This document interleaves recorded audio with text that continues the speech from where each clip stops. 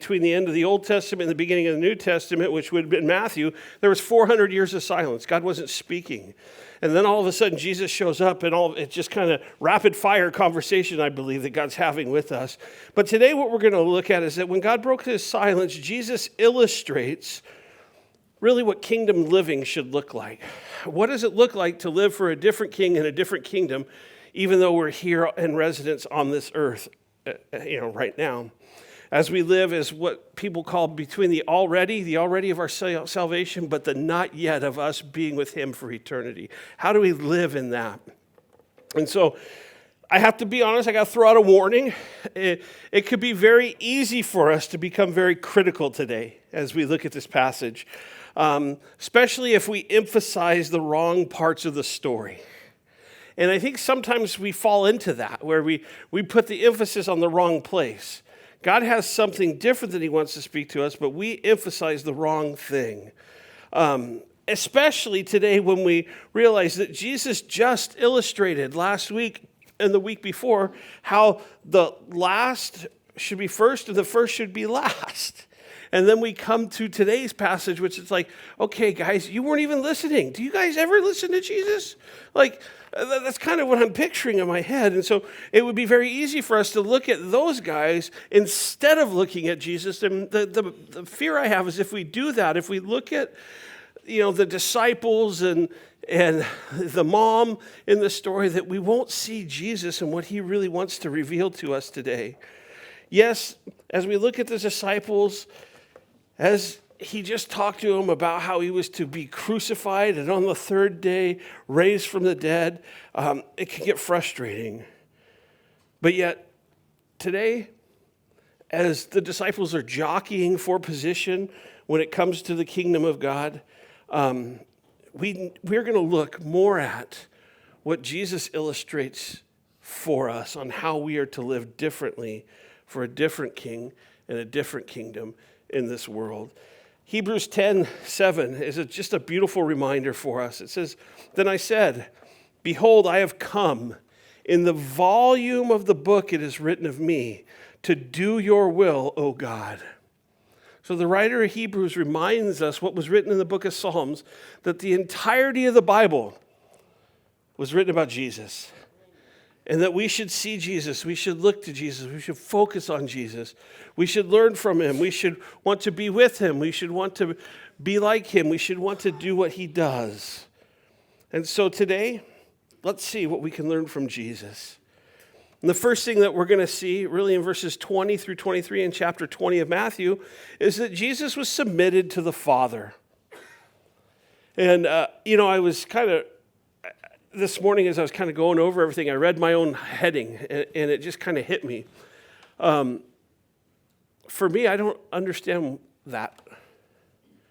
Because for so many years of my life, my dad wasn't there. So to submit to a father was a foreign concept to me. To say I had daddy issues would be an understatement. And yet the more I'm realizing, even as a dad, the more I realize that everybody has daddy issues of some sort. Because as a dad, as a father, I'm not a perfect father, and neither was my dad. But yet, God is the perfect father. And so sometimes it's hard for us to understand that because we look through the lens of this aspect, through the lens of our Father, not the lens of God the Father. But Jesus is going to change that, I hope. It's in verse 20, it says, "Then the mother of Zebedee's sons came to him with her sons, kneeling down and asking something from him. And he said to her, 'What do you wish?' She said to him, 'Grant me that these two sons of mine may sit, one at your right hand and the other on your left hand in your kingdom.'" Okay, we could step back and try not to laugh. Try to not see, hey guys, you missed the point here. Don't you remember what Jesus... Again, last week we talked about Jesus' model of teaching. It was simplification, illustration, application. And I have the perfect illustration for what happened here. You guys know that I spent many years coaching, probably 20 plus years coaching various different sports. But what you may not know is that I've also spent a few years on different boards. And one of the boards I spent was on a Christian school, not in the area, but I was on this board of the Christian school. And this Christian school, I lasted 6 months. I realized that school boards is not my thing. Like, I'm a pastor, and I think pastoring and school boards don't go hand in hand. That's just me. Anyway, so here I am sitting at this board meeting as a coach, mind you. Okay, so I'm looking at things a little bit different. I'm already a little bit different, as it is. And so here I am on this board, not fitting in with businessmen and women that are running successful businesses. I'm like a youth pastor that knows nothing. Like, that's who I am. And so I'm sitting here at this meeting, and all of a sudden this mom who was on the board, who the board just agreed to allow homeschool and students to come participate in sports at the schools because they wanted to have bigger sports teams and all this, and everybody's excited. And so everybody voted on this, and then she comes to this meeting, and she proceeds to say how it's not fair that her son isn't playing because we brought in other athletes from outside that aren't paying full tuition, and so her son should play over a better athlete. And I'm just sitting there, I'm thinking, oh, Lord, please don't let me say something stupid. Lord, please don't let me open my mouth. Please, please, please. Well, that didn't happen. As it goes on, she's going, and she's like, and she's getting everybody else riled up, and I'm like, okay, time out. I said, number one, as a coach, I want to speak to you as a coach. I said, if you do that, you're not going to have any coaches whatsoever. If the board begins to dictate who can play and can't play, I said, they're just going to leave, and then you're going to coach, and then we know who's going to play. And then we're not going to be any good, and then everybody's going to leave the school because kids don't like to lose. That's just how it is. Well, so now she's arguing and getting mad. She's got veins popping out of her forehead, and I'm sitting there like, Lord, please, please, please, please, please don't let me say something stupid. Again, it didn't work. And so I just stopped, and she asked this question. She says, well, what are we supposed to do? Sometimes I don't think, and I just speak. And this was one of those moments. And I said, tell your kid not to stink, but I didn't use the word stink. And I was like, oh, I shouldn't have said that. But it's so true. How many times do parents come in and come to coaches and like, my kid needs to play, but their kid isn't any good. And what's happening is they're trying to live vicariously through their children to get their children to be something that they don't want to be, and it's just horrible for everybody. Well, that's what I see here. I see this mom coming to Jesus as the coach saying, hey, coach, put my kids in. One at your right, one at your left when you enter your kingdom. Give them this position. But what can we learn from this? What is it that Jesus would have for us, and what does submitting to the Father look like as it pertains to this? And that's what's really most important. So here we have this mom coming to Jesus, and what's interesting is how she does it. Notice what it says. It says she came kneeling down asking for something. It's such a manipulative situation here. She shows up assuming a posture of worship, but has zero desire to worship Jesus. She just wants to manipulate the situation. She really just wants something from him. Mark chapter 10, verse 35 tells us that James and John persuaded their mom to talk to Jesus on their behalf. So what does that make them? Mommy's boys. So now you have the mom with her mommy's boys coming to Jesus or the coach saying, Coach, put my kids in. Man, it just goes from bad to worse. But you know what? Given the sense that she assumed a posture of worship, but had no intention to worship, what it shows me is oftentimes, like James and John and their mother, I think we come to Jesus with a posture of worship only with the expectation to get a need met. And I say that because, and again, I've been guilty of this. We come to different songs that people sing, and we're like, well, I don't like that song. But my hands are raised, but I don't like that song. Thank you. I hate that song. Right? We come with a posture of worship, but all of a sudden, worship is not for the Lord, it's for us. And it's what can I get? Newsflash. Worship is not for you. It's not for you. It's not about you. Worship is to be directed to and dedicated to the Lord. Why? Because he alone is worthy of worship. Worship is about giving. It's about offering sacrifices. It's saying, God, you know what? I don't necessarily like this song, but there's some truth about who you are, and I'm worried about the chord progression, or I'm worried about who wrote it, or I'm worried about this, that I can't give to you the glory that's due to your name, even by using this song. So, Lord, give me the grace to sacrifice my desires and my thoughts of what worship should look like so that you could be elevated, so that you could be worshiped. Worship was to be an offering, a sacrifice of praise. That's what Hebrews 13:15 tells us. So having just talked about his crucifixion, it's like this mama saying, you know what? I don't want to talk about the cross. I don't like that. I don't like that song, Jesus. Let's talk about seating arrangements in your kingdom and where my kids get to sit. I kind of like that one better.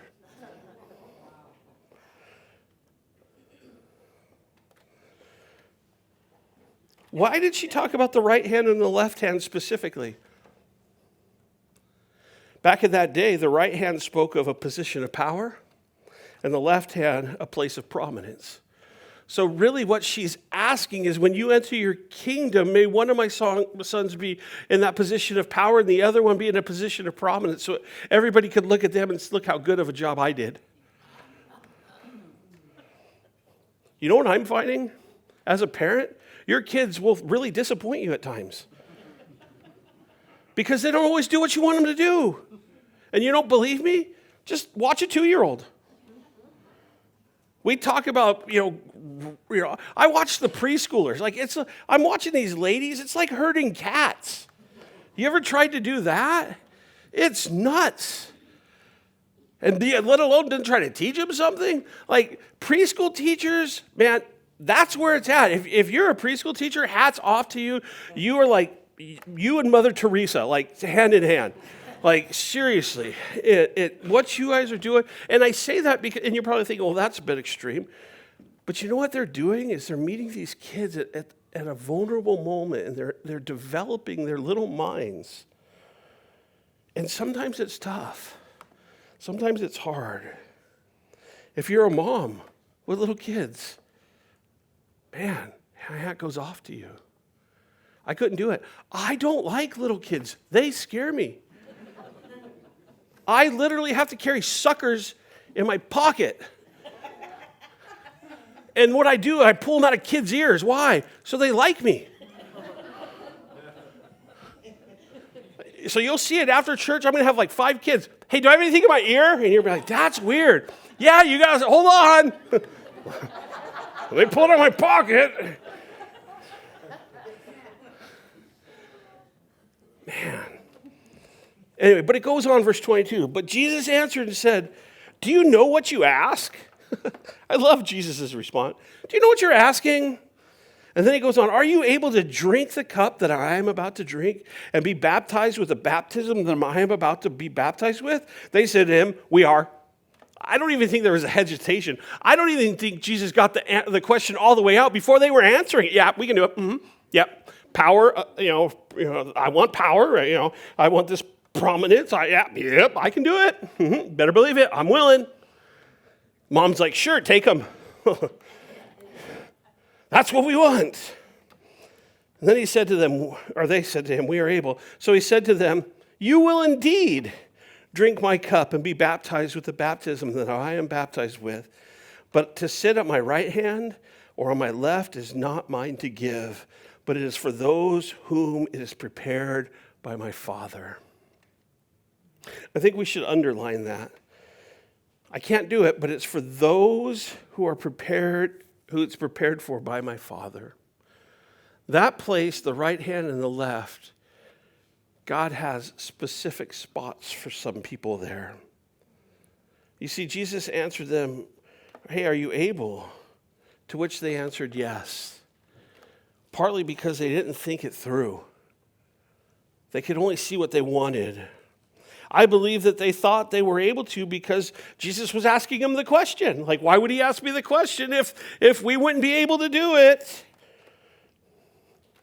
But I love Jesus' response. It's so gentle, it's so loving, and it gives us insight of what following Jesus and living for a different king in a different kingdom looks like. You see, in the day and age we live, there's so much news about the abuse of power in the church. We can't hide from it anymore.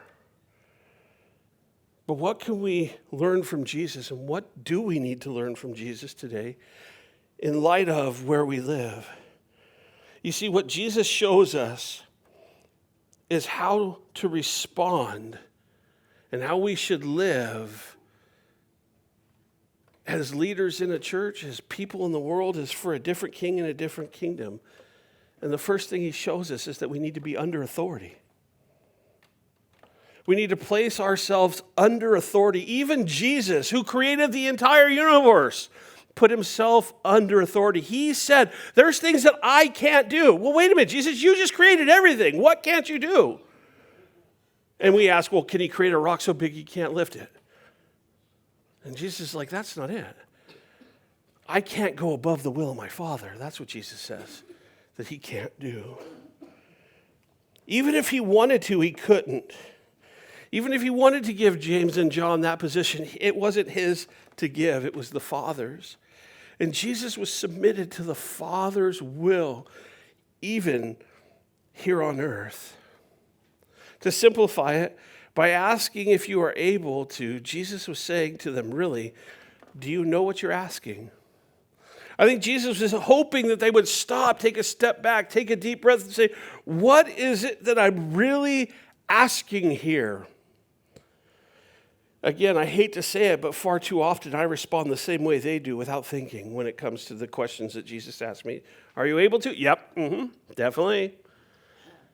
And then afterwards it's like, ooh, maybe I shouldn't have said that. Maybe I should have stopped. Maybe I should have paused. Maybe I should have thought about that question. So let's look at this question deeper. Let's see what is really behind it.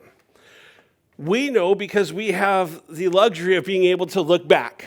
Now, mind you, they were looking forward, so they didn't understand, even though Jesus just taught them earlier about the fact that he was going to be crucified and resurrected. So they were very well aware of the crucifixion. They didn't like it. They weren't listening to it, but they were very aware of it. We know that that's when Jesus entered his kingdom, is upon that crucifixion and resurrection of his life. That's when it all began. And so for them to say, yes, we are willing, what they were saying is that they wanted to be crucified with Jesus.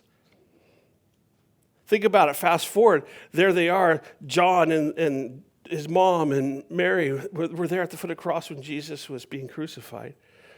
And there she looks up and sees Jesus in the middle with a thief on the right and a thief on the left. And I wonder if she didn't think, oh, Lord, thank you for not answering my prayers. See, they didn't know what they were asking. They didn't think it through.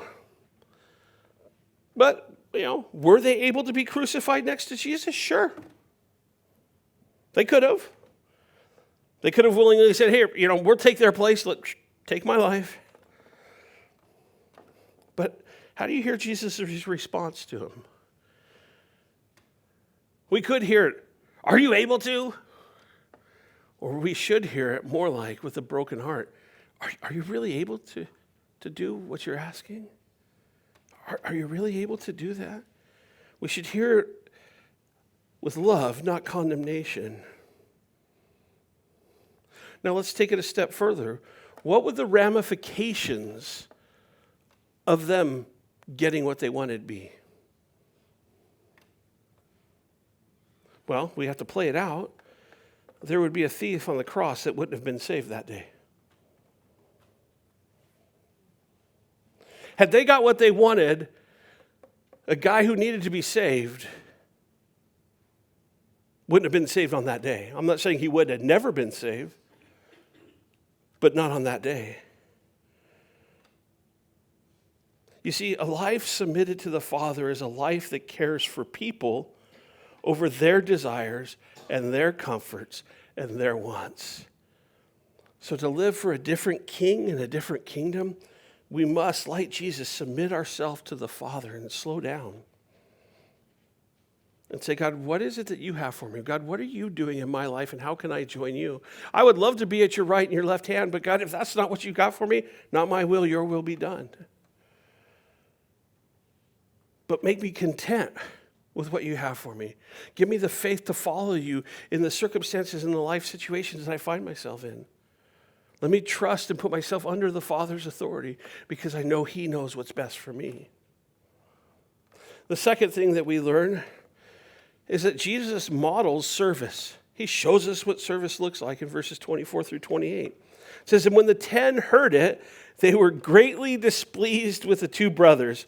I could totally picture that. These guys were always in competition, right? They were greatly displeased. I think that's a gross understatement. But that's how it's worded, so that's how we read it. But Jesus called them to himself and said, you know that the rulers of the Gentiles lord it over them, and those who are great exercise authority over them. Yet it shall not be so among you. But whoever desires to become great among you, let him be your servant. And whoever desires to be first among you, let him be your slave. Wow. So now Jesus pulls the 12 together and says, let's talk. Let's have a little conversation. Why were these other 10 upset at James and John? Have you ever thought about that one? Here's my thought, and I can't prove it, but given the track record of everything else, here's what I believe. I believe that they were upset because they were trying to jump ahead of them for the good seats in the kingdom, but they were more disappointed in the fact that they didn't come up with the plan to bring mom into the equation before they did. That's what I think. They're like, man, they got us. They one-upped us. We should have thought about mom first. But they didn't. Jesus reiterates here that if you want to be great, you don't seek power and you don't seek prominence. You seek service.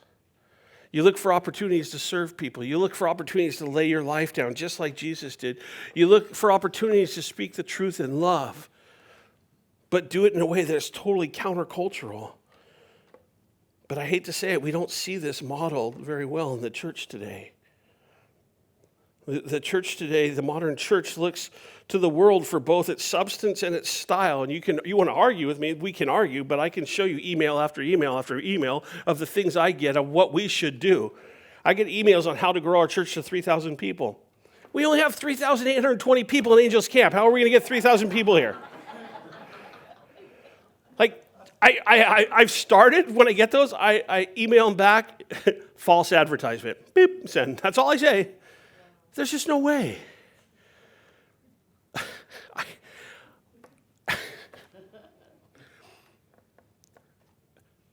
I got one at Father's Day that said, you want to reach more dads? Let me give you 101 outreach ideas for Father's Day.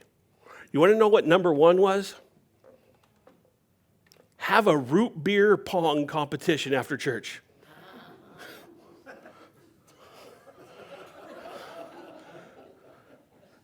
A root beer pong competition after church?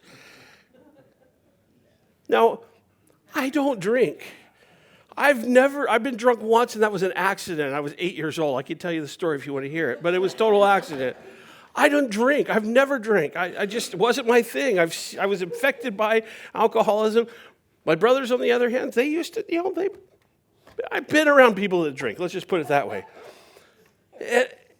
And so I wouldn't have even known what beer pong was until I watched them play. And I'm like, really? That's what we need to have at church? I think we're missing something here. But yet, for whatever reason, these people that are coming up with ideas, what they believe is that we can't be effective unless we look like the world as a church. But I want to tell you something. You want to know what people are attracted to? Not the ways of this world. They're attracted to a Jesus who is different and offers something different than the world has to offer. And if all we can do is say, you know what, I want to take what the world's doing and kind of package it up with a Christian bow, to try to bring people in, we're wrong. And the church spends way too much time trying to operate and look like the world. You see, the church was never supposed to operate in that way. But you know what the church has? The church has something to offer that the world doesn't. And that's hope. Yet far too often you see ministers getting involved in ministry for their own benefit. What they can get from it, not what they could give to it. And I've met too many people that got into ministry for what they could receive, either materially or emotionally. What they get from people who tell them how good they are. You know where the most lies happen on any given week? After a church service on a Sunday. When everybody goes and kisses up to the pastor and tells him how good he did. Like, I'm not that good. Like, I've told you this many times, man. 2,000 years ago, Jesus spoke through a donkey, and he's still doing it today. And I'm okay with that. Because at the end of the day, what people need is to know that Jesus is the hero. They need to have hope that if God could use somebody like me, that man, there's hope that God could use them. That you guys should be like, man, I'm grateful for that guy up there because if God could use him, he could use me anywhere. And it's such a beautiful thing. We're not to be there to get something from people, but how can we serve people? But not just for service sakes, because you know what I found? Sometimes service is kind of that false humility that we embrace as Christians so that you'll tell me how good my service is. When I'm talking about service, what I'm talking about is that we serve so that at the end of the day, Jesus is the one who's famous. Jesus is the one that's glorified. Jesus is the one that's worshiped, not me in the service. And I can't quote Warren Wiersbe enough when he says, ministry takes place when divine resources meet human needs through loving channels to the glory of God. Guys, that's ministry. And that's what Jesus models. So what's that going to look like? And I'm so grateful for verse 28 because Jesus answers that question. Jesus said, just as the Son of Man did not come to be served, but to serve and to give his life a ransom for many. So we know that Jesus came to serve. Isaiah 53 calls him the suffering servant. But he came to serve. But what did his service accomplish? It accomplished something great. We're told here, Jesus said that he came, that he would give his life a ransom for many. Now, a ransom back in the day, it was the purchase price for freeing a slave. So Jesus' service accomplished something. It accomplished the freedom for the people whom he served. So if our service isn't bringing freedom to the people around us, it's not true service. It's simply our way of false humility, that says, look at me, look at how good I am, and not, hey, here's how you can benefit from it. William Barclay said this. He said, a ransom is something paid or given to liberate a man from a situation from which it is impossible to free himself. You see, when we serve, when Jesus serves, the impossible takes place. What people couldn't do for themselves, God now does. And our service should be attractive to the world. Why? Because it's not what the world's doing. I guarantee you the world is not serving people. No, the world spends millions of dollars to exploit people, but Jesus laid down his life to serve people. Why? That he would be the ransom to do what they couldn't do, and that is set them free from the bondage of sin. So the question now is, why do we serve our community? Why are we doing things like a car show? You're like, well, why are you bringing all these cars there? That's just a means to serve the community, because if you haven't noticed, there's not a whole lot in our community for people to do. There's not much.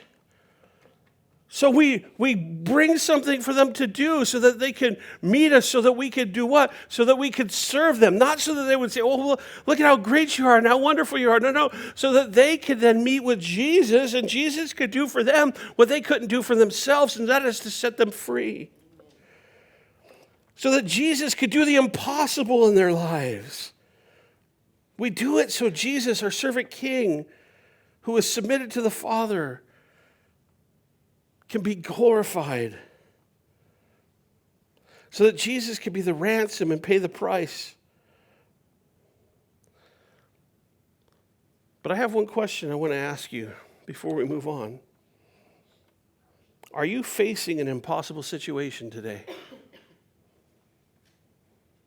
Are you facing something that seems so impossible? Know this. Jesus is still in the business of being the ransom to do the impossible for the people that he died for.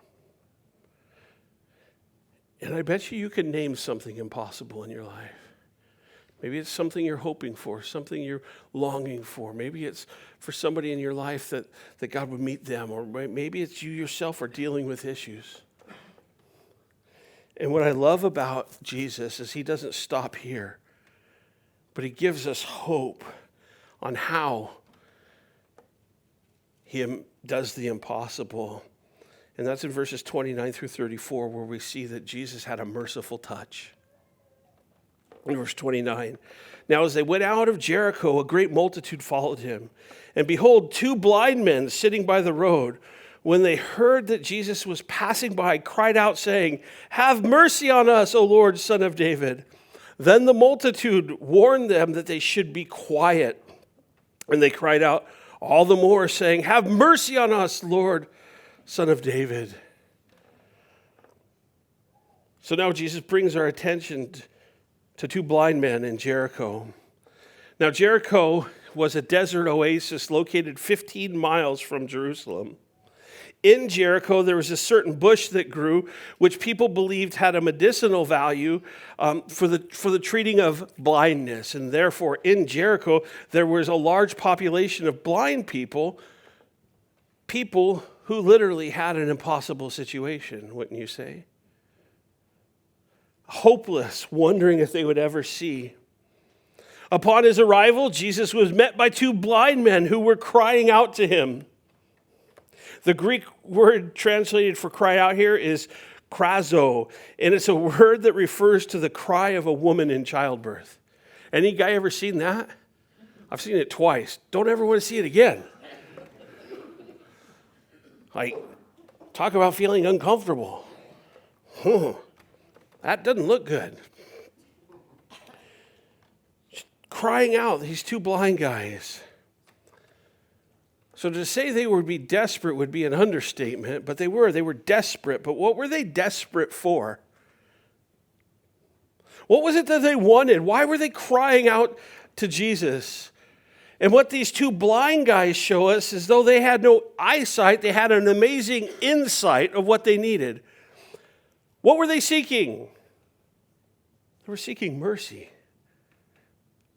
Lord, have mercy on us.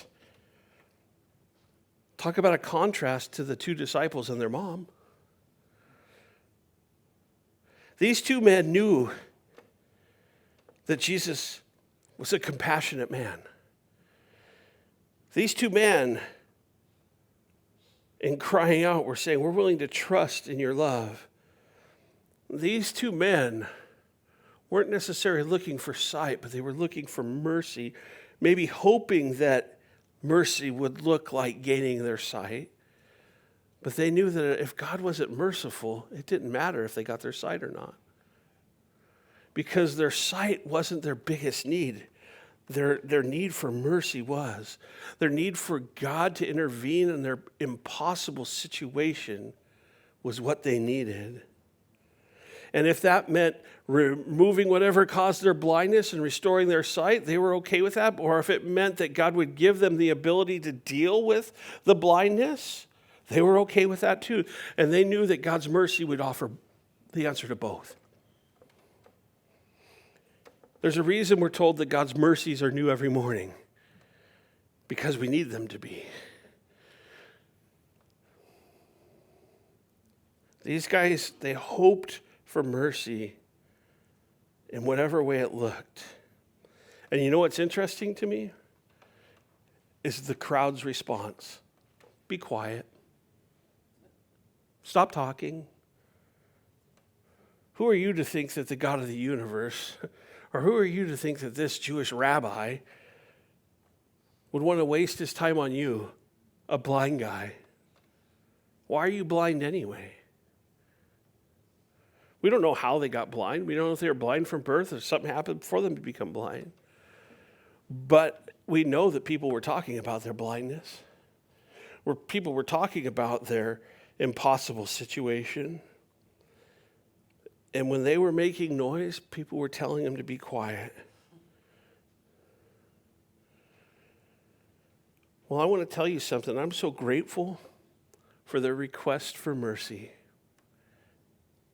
because it leads us to verse 32.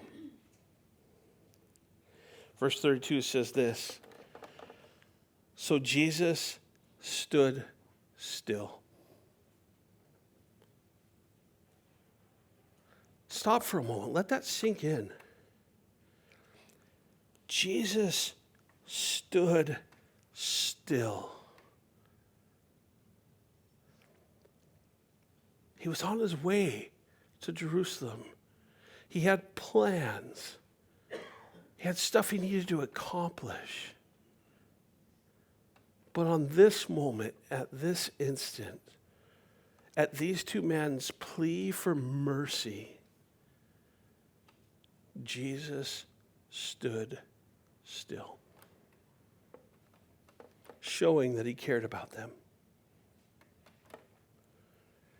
And here's what I believe. I believe that God brought us here to verse 32 today, not by chance, but because there's some of you in this room today that are crying out for God to be merciful. And you're hoping that Jesus would stand still and meet your need.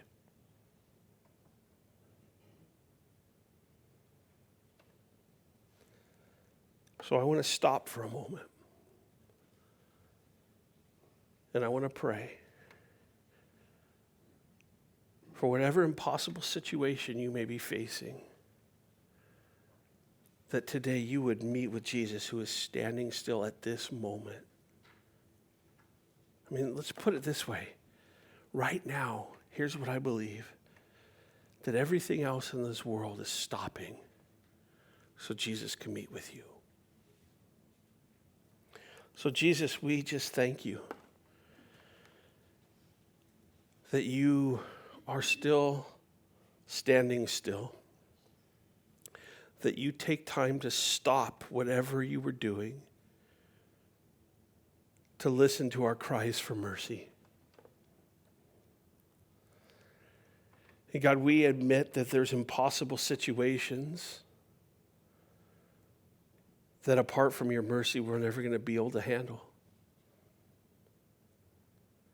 God, we know that there's impossible things that we would like for you to remove in our lives, that you may choose to leave there like you did with Paul. But your mercy and your grace will remind us that you will give us what we need to deal with those. But right now, what I ask is that whatever our impossible is,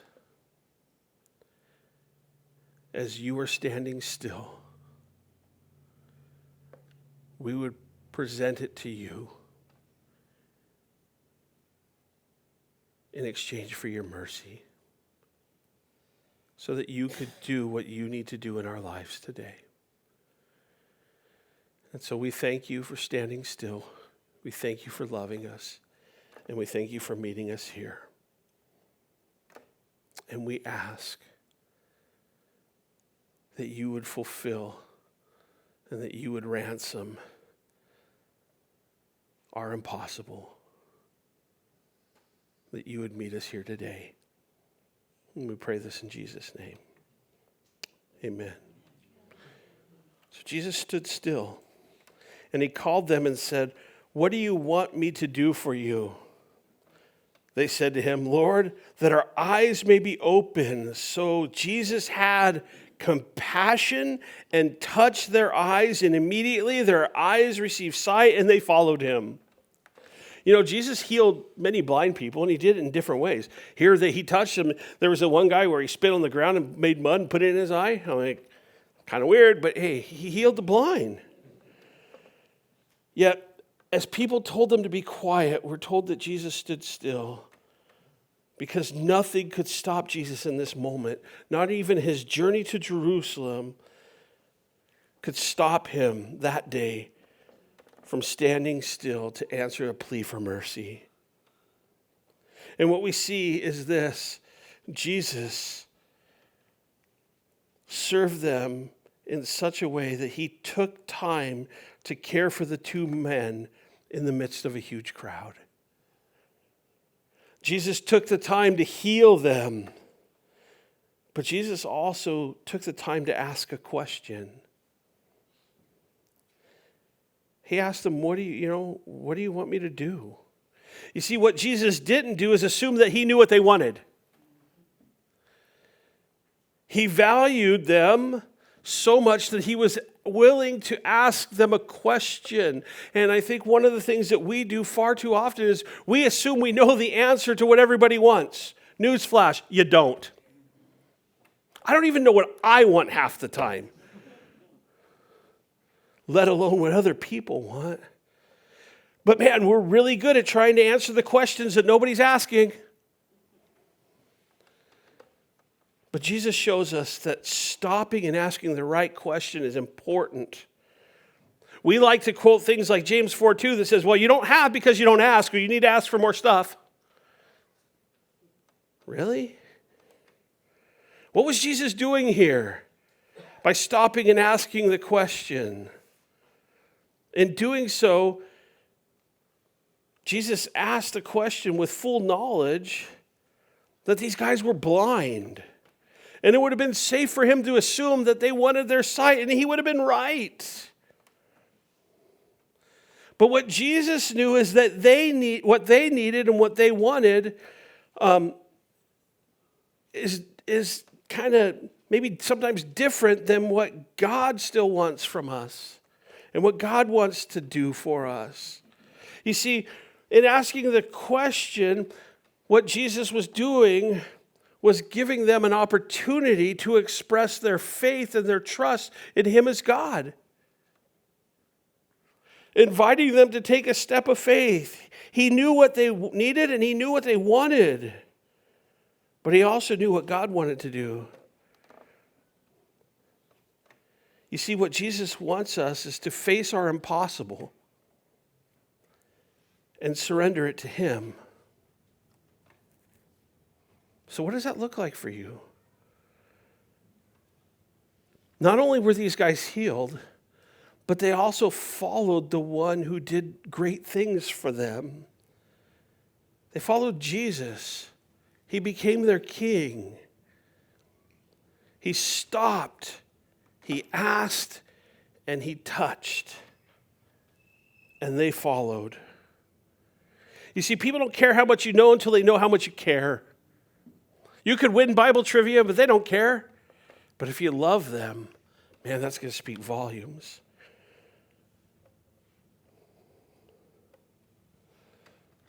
May we be people who live as exiles in this world, realizing that this world is not our home. And we live as exiles like Daniel and Shadrach and Meshach and Abednego. As we live for a different king and a different kingdom, as we live in between the already and the not yet, may we submit our impossible to Jesus. May we give our desires to the Father's will, like Jesus surrendered his desires to the Father's will.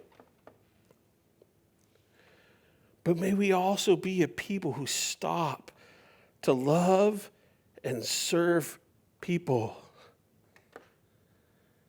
becoming the loving channels that Jesus uses to touch lives and set people free. The channels that Jesus uses to do the impossible today. Because I want to tell you this. There's a world out there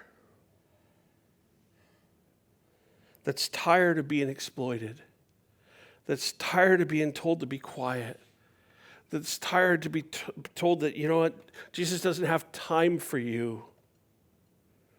There's a world out there who is hoping that you and I will take the time and stop just like Jesus did, so that Jesus could change their impossible.